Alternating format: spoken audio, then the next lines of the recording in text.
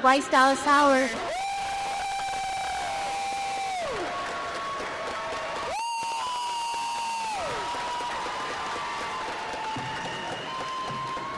College that way. Thank you for having me, everyone. Thank you for being here. This is so cool. How's your day going? Great. It's lovely to see all these faces. Oh yeah, this is like I always say, oh my God, I love you guys. Yeah, I'm like on the wrong side of the table. I mean, I feel like this is home. This is my people. So it's wonderful. Amazing. I thought we'd start our conversation at the very beginning of your career. Your first big breakout was in M. Night Shyamalan's The Village. Was it, yes, amazing movie, right? Was it true that you were cast based on a performance in a Shakespeare play? Yes, I did a performance of As You Like It, which was written by William Shakespeare at a theater in New York, the Public Theater. And Knight saw me in this play. I was 21, had just turned 21, and he waited afterwards to introduce himself. I was a huge fan. I had been watching the behind-the-scenes DVD footage for Unbreakable on like nonstop. And so I actually saw Knight in the audience, and I was like, whoa, that's M. Night Shyamalan. So he waited afterwards and introduced himself, and then a few weeks later asked to go to lunch, and at lunch he handed me the script to The Village and offered it to me, which was crazy. And now that I've been in the industry for over 20 years, I realize now more than ever how truly insane that was. But he's the kind of guy to make those sort of bold choices with confidence, so that was really cool. Did you feel a lot of pressure at the time? I didn't feel a lot of pressure because Knight was very empowering and rehearsed with me for about 6 months before we did the movie. And so I was very, very, very prepared because of the time that he took with me. And I was used to sort of being like the director's little buddy because I was always following my dad around growing up. And that sort of just like immediately transferred in my relationship with Knight. Like I was the director's little buddy. And so I would just be there as he was doing other meetings and whatnot. So I felt very included and very in the know and never like a meat puppet. Actors can sometimes feel like meat puppets. And that was never the case with Knight. And so I didn't feel overwhelmed, surprisingly. Also, the other actors were so inclusive and wonderful. I mean, Sigourney Weaver who's such a legend, was so protective of me as a young woman in my early 20s. And so it was very cool. Sounds like an amazing experience. Since we're at LA Comic-Con, we have to talk Spider-Man 3. What is your strongest memory of that experience? Oh, so many good memories. I just saw Kirsten Dunst 2 nights ago, and we hung out because she has a movie coming out called Roofman that she is superb in this film. And we were just, we were reminiscing for sure. I mean, it was a really, I remember being a part of Spider-Man 3 and thinking to myself, wow, it's so cool how the crew and the actors have become almost like a company, like a band of like a little circus where they know what their show is and they come together and each time they want to dazzle the audiences more.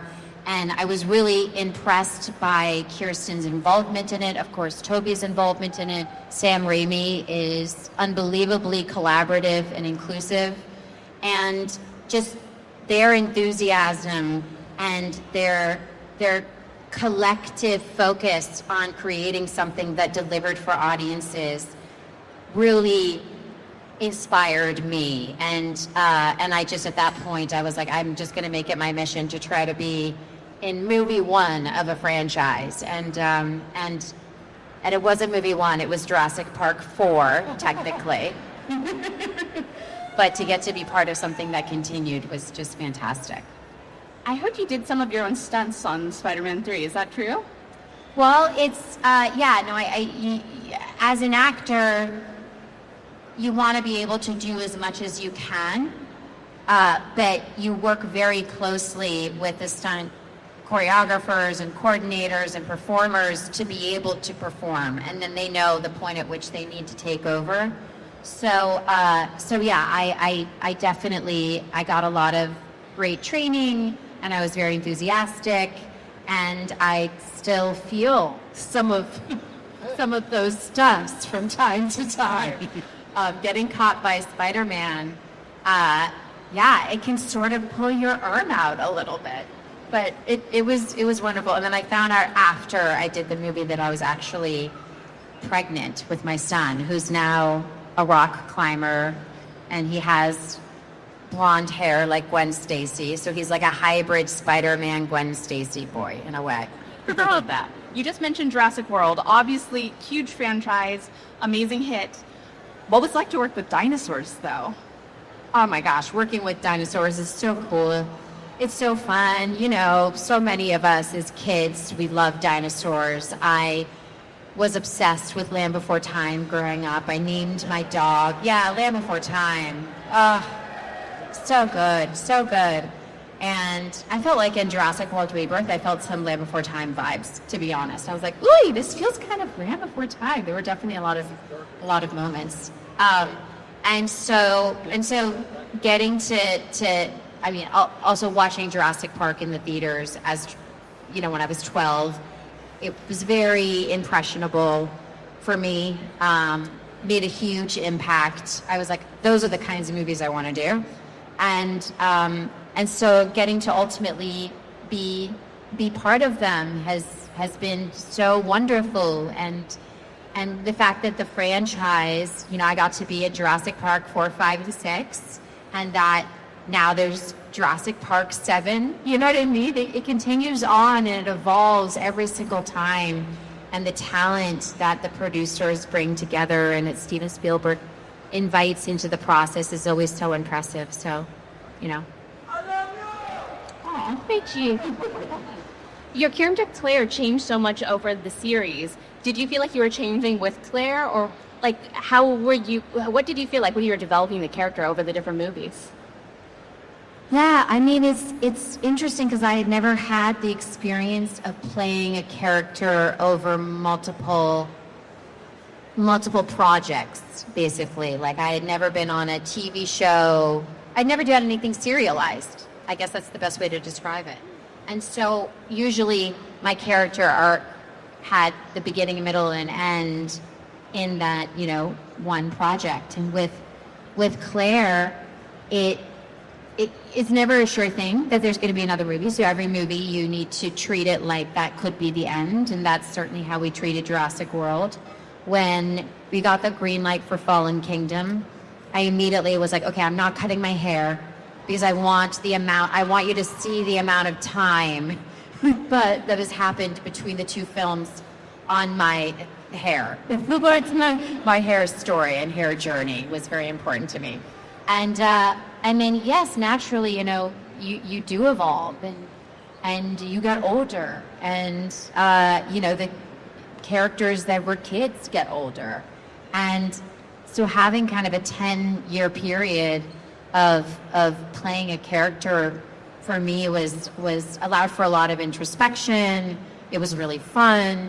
It was great. It's amazing. So you also are an amazing director. You've directed some great episodes of The Mandalorian. What has it been like playing around in the Star Wars sandbox? It is the best. It is such a joy. It is such a privilege. I just finished shooting 2 episodes this summer for Ahsoka Season 2. Oh, that's so good. It is so good. It is beautiful. It is thrilling. It is adventurous. It is romantic. It is all the things that you want from an epic story. And I adore Dave Filoni. I do anything for and with Dave Filoni. He's an extraordinary leader and visionary, and he's super funny, and the guy knows what he's talking about. And so, yes, I just got to finish that up. I'm working on the cut, and it is just one of the greatest privileges and joys of my life, getting to play in that sandbox. You come from this background of you're an actor who's worked with directors. How has your acting experience impacted how you direct? Well, I mean, my acting experience has hugely impacted the way that I direct because I like the actors the most.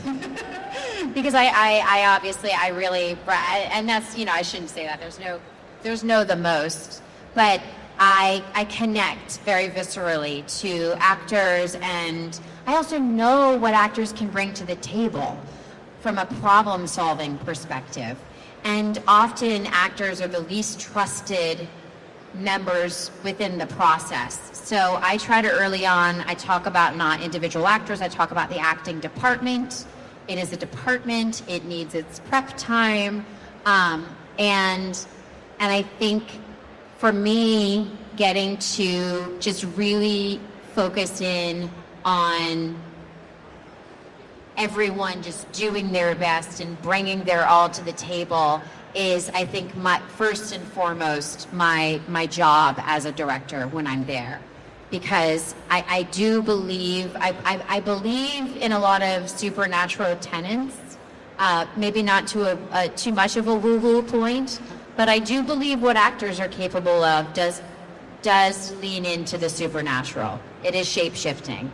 They can change the frequency of a room. They can change their heart rate. And so it's thrilling to get to really, really, really lean in on that, especially in something like Star Wars, because from a genre perspective, there are so many wish fulfillments that are getting fulfilled. And so within that, if there can be a performance that just hits you at your core and just makes you laugh from a genuine place, or makes you fall in love, or makes you genuinely worry, or feel scared, that's what I'm always looking for, and it always comes back to truth within the performance for me. It's amazing. I think we have time for one or two fan questions if we make them fast. So if you could say your name, where you're from, and a question really quick. Do we have mics? 12.